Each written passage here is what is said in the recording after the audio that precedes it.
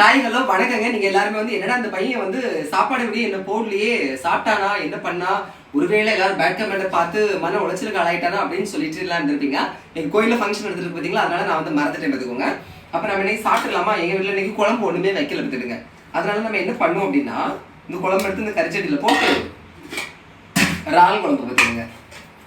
அப்படியே இந்த சோறையும் கொஞ்சம் இந்த கறிச்சட்டிக்குள்ள போட்டு எனக்கு கறிச்சட்டிக்குள்ள போட்டு வரசினா தான் நல்லா இருக்கும்.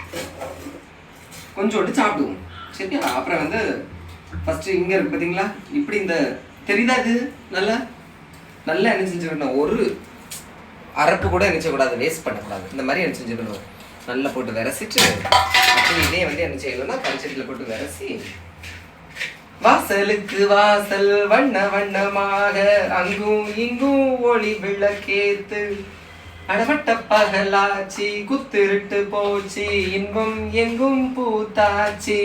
ஓகேவா, இப்படி இறால் போட்டு வரைசி சாப்பிட வேண்டியதான்.